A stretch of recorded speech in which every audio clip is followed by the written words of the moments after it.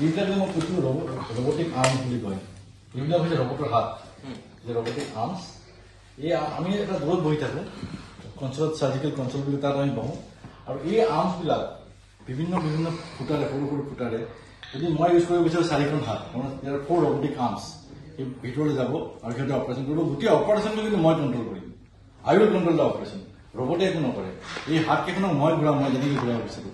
2খন হাত ঘূৰাব বিচাৰোঁ, 3খন ঘূৰাব বিচাৰোঁ, এই গোটেইখিনি কাম মই কৰিব পাৰিম। গতিকে স্মল ৰবটিক আৰ্মছ, এইবিলাক গোটেই হাত হয় ৰবটৰ।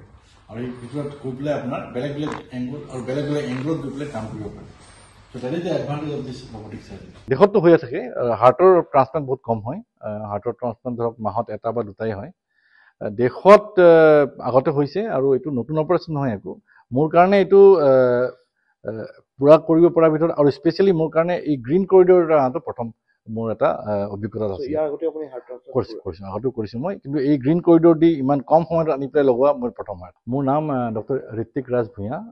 বৰ্তমান মই ফৰ্টিজ এস্কৰ্ট হাৰ্ট ইনষ্টিটিউট নতুন দিল্লীত ডাইৰেক্টৰ পদত আছোঁ।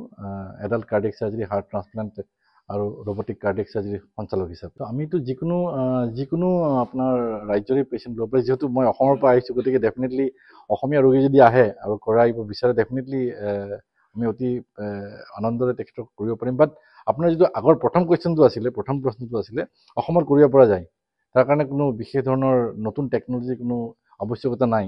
অসমত গোটেইখিনি টেকন'লজি বৰ্তমান উপলব্ধ আছে, আৰু গভৰ্ণমেণ্ট হস্পিটেলত, মেডিকেল কলেজত হওক বা বাকী প্ৰাইভেট হস্পিটেলত হওক, বহুতখিনি সুবিধা আৰু এই গোটেই সৰঞ্জাম আছে। মোৰ মতে অসমত এতিয়া যদি কৰিবলৈ আৰম্ভ কৰা হৈছে, coordination is very important. Because এই যিটো কোঅৰ্ডিনেশ্যন ষ্টেটৰ ভিতৰত, সেই কোঅৰ্ডিনেশ্যনটো বেছি জৰুৰী সামগ্ৰী আৰু ডক্টৰতকৈ। গতিকে এই কোঅৰ্ডিনেশ্যন যদি আহে, আৰু যদি প্ৰথম কথা হৈছে মানুহৰ মাজত এইটো জাগৃততা, যে এৱাৰনেছ, যে অৰ্গেন ডনেশ্যন, সেইটোৱে অহা নাই এতিয়ালৈকে। যেতিয়ালৈকে অৰ্গেন ডনেশ্যন নহয়, তেতিয়াহ'লে আপুনি অৰ্গেন ট্ৰান্সপ্লাণ্ট কেনেকৈ কৰিব? গতিকে মোৰ মতে এতিয়ালৈকে অৰ্গেন ডনেশ্যনৰ ক্ষেত্ৰত ছাউথ ইণ্ডিয়া ইজ নাম্বাৰ 1, দক্ষিণ ভাৰত নাম্বাৰ 1 আছে। চেন্নাই, হায়দৰাবাদত বহুত বেছি অৰ্গেন ডনেশ্যন হয়। হয়তো তেখেতসকলৰ লিটাৰেচিটো আমাতকৈ বেছি, বা সামাজিক যিটো পদ্ধতি আছে বা ছ'চিয়েল চাৰ্কামষ্টেঞ্চেছ আমাতকৈ অলপ বেলেগ ধৰণৰ। গতিকে তাত অৰ্গেন ডনেশ্যন বহুত বেছি হৈ আছে, আৰু সেইকাৰণে অৰ্গেন ট্ৰান্সপ্লাণ্টো বেছি হৈ আছে।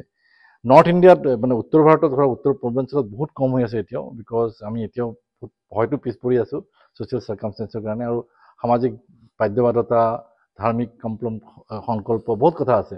গতিকে সেইবিলাক মিলাই যদি চোৱা যায়, এতিয়া আমি অলপ পিছ পৰি আছোঁ। গতিকে যিটো জাগ্ৰতা অৰ্গেন ডনেশ্যনৰ, অংগদানৰ যিটো জাগ্ৰতা, সেইটো প্ৰথম আহিব লাগিব।